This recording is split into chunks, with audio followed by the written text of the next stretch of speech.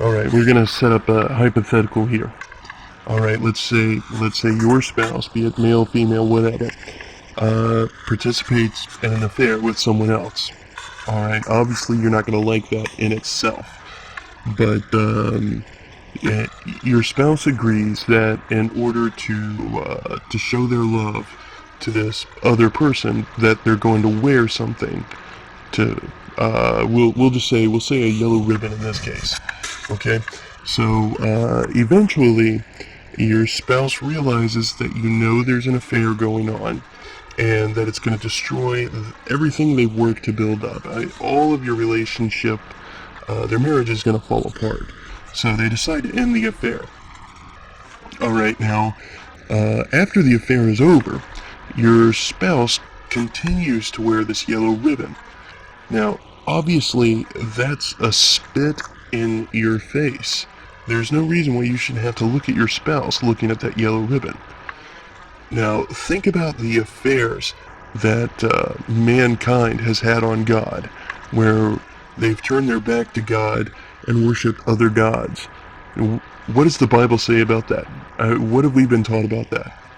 The first commandment was fairly simple, and that was God is our God, and we're to have no gods before Him.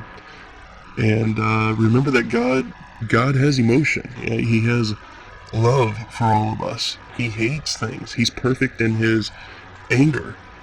And how do you think that would make you feel? So how do you think it's going to make God feel? Just give it some thought.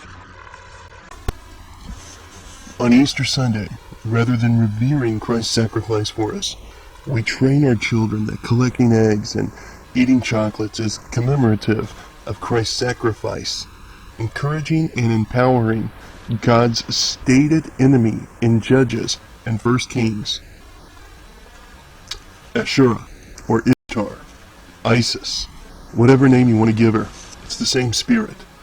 It's a pagan deity that a lot of people knowingly worship today. Her symbolism is normally the sun wheel, or rabbits, representations of fertility. Normally she's accompanied with symbols for Moloch, or Baal, like an owl. Now, according to The Two Babylons, there's a book written by Alex Bishop. He was a Scottish Protestant minister.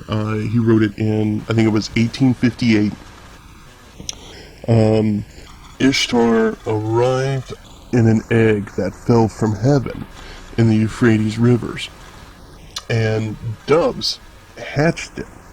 Now, by this, we start to gather a symbolism for Ishtar's mystic egg, and a lot of us worshipped, and when I say us, I'm talking about humanity, not necessarily Christians, because obviously this was before Jesus, but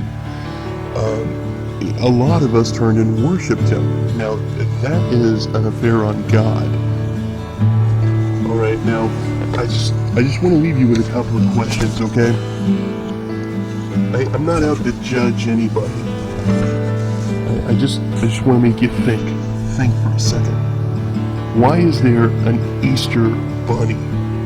Why do we celebrate it on the spring equinox? Why is it that we hunt eggs? I don't know how we can allow this to be done on church grounds. Won't God hold you accountable for, even though you don't directly worship a deity that you don't even believe in, even though they're mentioned in the Bible?